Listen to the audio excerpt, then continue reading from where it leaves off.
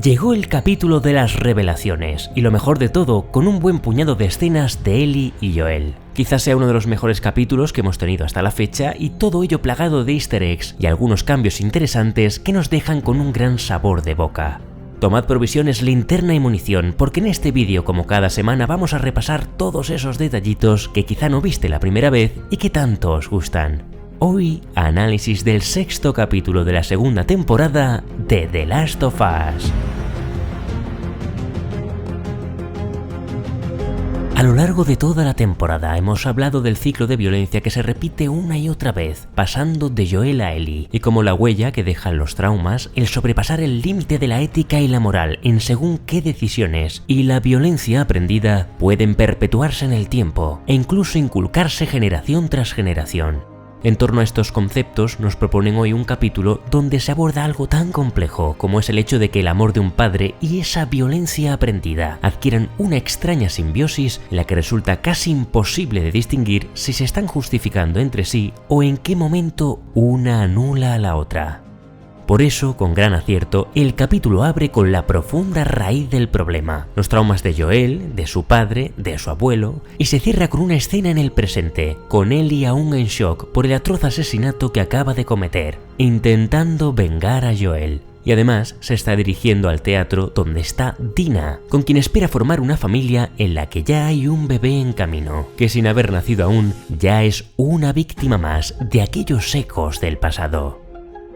El precio es el título de este capítulo y no solo va a ser el que va a pagar Joel por salvar a Ellie, sino que es un precio que están pagando todos.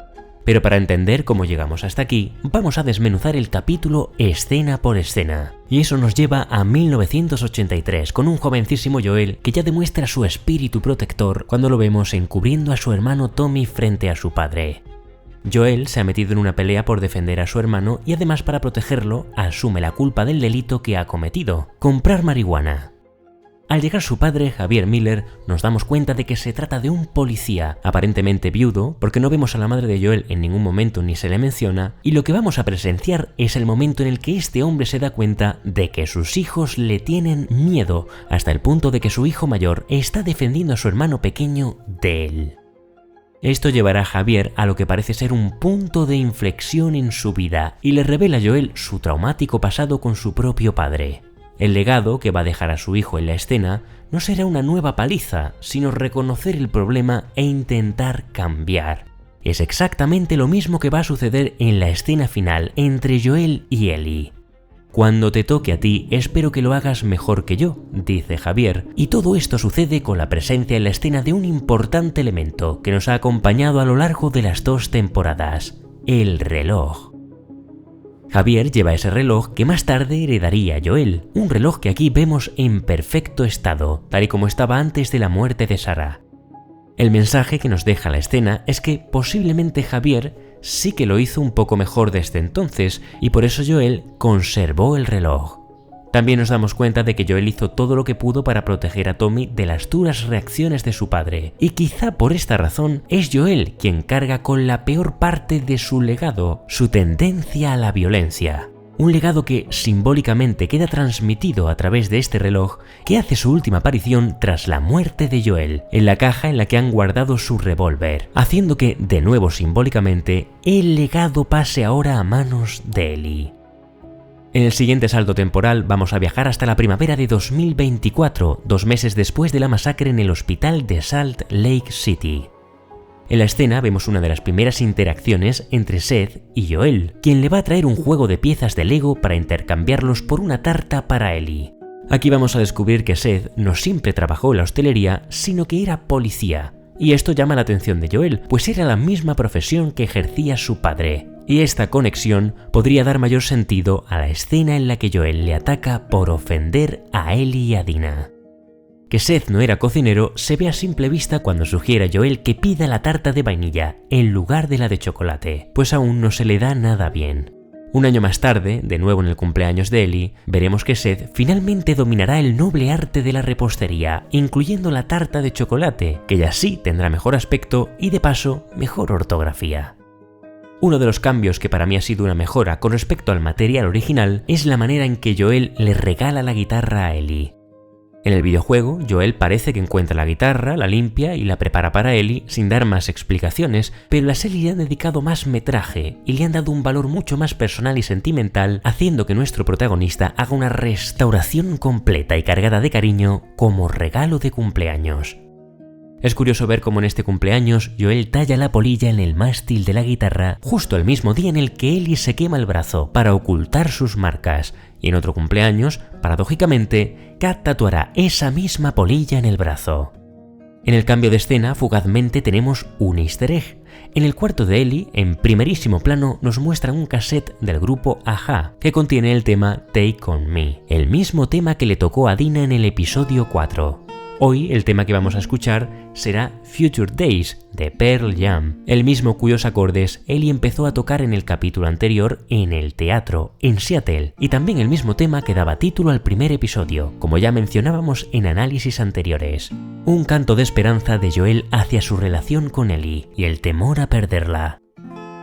Entre las curiosidades que nos deja la escena, decir que algunos de vosotros en vuestros comentarios habéis detectado un simpático error con esta canción, y es que el brote del Cordyceps tuvo lugar en 2003 y el tema Future Days fue lanzado en 2013. Por tanto, si The Last of Us es un reflejo de nuestra propia historia, la canción en realidad nunca habría visto la luz y por tanto Joel no estaría tocándola ahora mismo.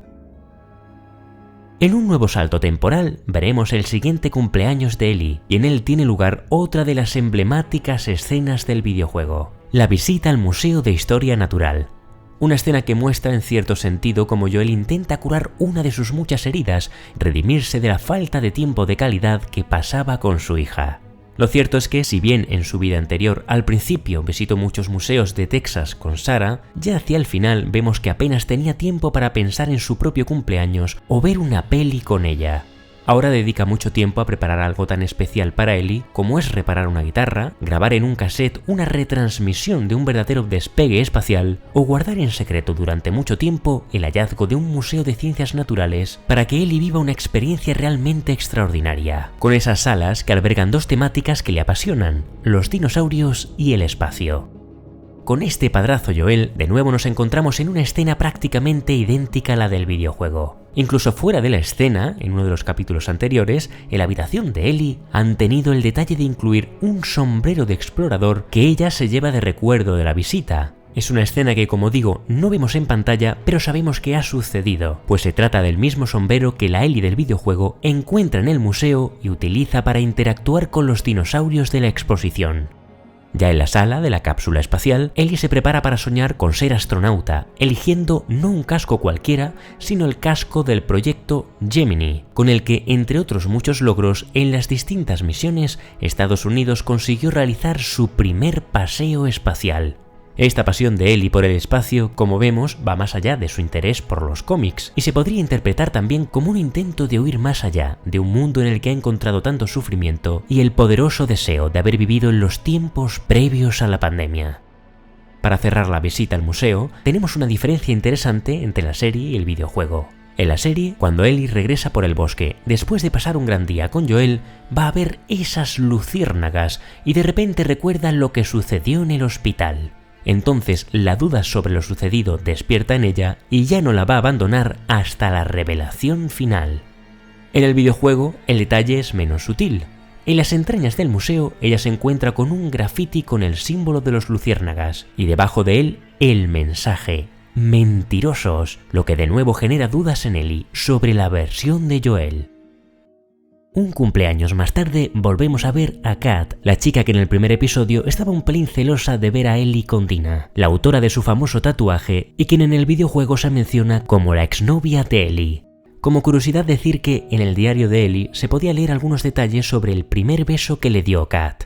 Se dice que cuando ella besó a Ellie de manera inesperada, ella la apartó bruscamente porque pensaba que, al estar infectada por el Cordyceps, podría haber infectado a Kat. Teniendo en cuenta que antes de ella, Ellie solo había besado a Riley y que ésta fue mordida poco tiempo después, en realidad no podía saber entonces que no iba a contagiar a otras personas a través de su saliva. Al ver al día siguiente que Kat estaba completamente sana, Ellie se siente aliviada y a partir de entonces puede dar un paso más allá en sus relaciones sentimentales. Encontrar a Ellie tatuándose, fumando marihuana e intimando con Kat hace que la sorpresa de Joel no salga como él esperaba, y termina discutiendo con ella, aunque más tarde, después de reflexionarlo, se ofrece para ayudarla en su mudanza, aceptando darle más espacio. En cuanto al tatuaje de Ellie, siempre hemos hablado del simbolismo de la polilla como parte de un cambio, la transformación, resiliencia y la búsqueda de la luz y de un propósito. Pero Gail nos ofrece otro significado asociado a otras culturas: la muerte. Concretamente se la llama la mariposa de la muerte, lo que podría sugerir una versión oscura de esa mariposa que siempre hemos asociado con Sarah y que aparece en infinidad de escenas. Y es que en este capítulo, en estos primeros cumpleaños, hemos visto una Ellie más parecida a la de la temporada anterior y muy distinta a la de esta temporada. Todo empieza con una Ellie más feliz y con una aura más luminosa, y poco a poco vemos esa transición volviéndose más gris, con el doble talón de Aquiles que oscurece el aura de Joel, la mentira y la violencia. El detalle que nos deja la escena de Gail es ese libro que está leyendo, La Tierra Permanece, del año 1949, un clásico de la ciencia ficción escrito por George Stewart y que trata de un mundo posapocalíptico en el que una plaga ha exterminado casi a la totalidad de la población mundial. En el relato hacemos un viaje junto al protagonista a través de Estados Unidos, profundizando en las relaciones interpersonales entre los supervivientes que intentan formar una comunidad, haciendo una reflexión sobre los códigos morales y de conducta mientras vivimos la degradación del paisaje urbanita y el resurgir de la naturaleza que intenta recuperar su lugar en el mundo. Todo esto nos suena, ¿no? En la escena siguiente tenemos a Ellie llevando sus cosas al garaje y entre esas cosas vemos esos diseños de las polillas, junto a una frase: tienes un gran propósito, un propósito mayor. El motivo por el que creo que está esa frase ahí es por una carta que su madre le dejó antes de morir y que solo aparece en el videojuego. Una carta en la que le decía a Ellie: la vida vale la pena vivirla, encuentra tu propósito y lucha por él. Hacia el final del episodio, Ellie llegará a la conclusión de que su verdadero propósito era haberse convertido en la cura de la humanidad. 2 años más tarde, 19º cumpleaños de Ellie. En este momento las dudas de Ellie sobre lo sucedido en el hospital ya han llegado lo suficientemente lejos como para que esté preparada para exigir respuestas a Joel, pero la posibilidad de hacer su primera patrulla como regalo de cumpleaños pospone el asunto hasta la aparición de Eugene, un personaje interpretado por Joe Pantoliano. Me suena su cara, pero no sé de qué, diréis algunos, y es que a este camaleónico actor lo hemos visto en muchas series y películas, algunas de ellas tan míticas como Los Goonies interpretando a uno de los hermanos Fratelli o Matrix interpretando a Cifra, y esto convierte a Joe Pantoliano y a su esposa en la ficción, Catherine O'Hara, en la pareja de secundarios de lujo de esta temporada. El pobre Eugene, que tiene tiempo suficiente para despedirse de Gail, suplica a Joel que no lo mate todavía, pero nuestro protagonista no le va a dar esa opción. La muerte de este ex luciérnaga nos sirve para ver hasta qué punto Joel ha llegado a banalizar el tener que matar a una persona y utiliza la protección y el deber como una excusa. Es lo que hay que hacer, no tenía elección, dice Joel. La realidad es que si lo analizamos, ni siquiera lo hace por Ellie, porque sabemos que ella no puede ser contagiada por un mordisco. Tampoco lo hace por su propia seguridad, pues Eugene no supone ninguna amenaza si lo atan y lo mantienen vigilado. Sencillamente, Joel no sabe por qué lo hace, porque cuando llega el momento de acabar con la vida de alguien para protegerse o proteger a los suyos, la deshumanización se apodera de él y la mentira sale de manera orgánica. Tal es el grado de facilidad adquirido ya para el embuste que en presencia de Gail cambia por completo el relato para limpiar su imagen y se quita cualquier culpa de lo sucedido, incluso borrándose como autor de su muerte, diciendo que fue el propio Eugene quien en realidad se quitó la vida. «Lo juraste, pusiste la misma cara que la otra vez», le diría a Ellie más adelante. ¿Hacemos una comprobación? I swear. I promise. Pues sí, Pedrito, es cierto, la misma poker face. 9 meses más tarde llegamos al final del episodio en la fiesta de fin de año, donde tiene lugar la última escena de Joel con su familia, una escena en la que María, sin saberlo, se está despidiendo de él. Eres muy importante para todos, Joel. El tío gruñón es de la familia y estamos para ayudarnos si hace falta. La escena conecta directamente con el momento en el que Seth insulta a Ellie y a Dina, y Joel interviene lanzándolo al suelo. Todo este flashback se cierra con esa conversación final entre Ellie y Joel. Una conversación que algunos especulábamos desde el episodio 3 con que no se produciría, pero que finalmente sí ha tenido lugar y ha incluido ciertos cambios con respecto al material original que ha sorprendido gratamente a quienes jugamos al juego. Entre los detalles menores de la escena, esa taza de café que, como dijimos en el análisis del episodio 3, conecta con esos granos de café que Ellie dejó en la tumba de Joel.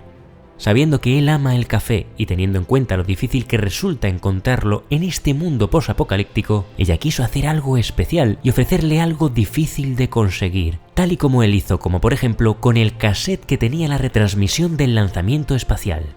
Detalles que han tenido en consideración hasta el diseño de la taza, que es la misma que utiliza Joel en el juego. Pero lo realmente importante en la escena es la confesión de Joel, que cambia considerablemente con respecto a la escena que tiene lugar en el videojuego.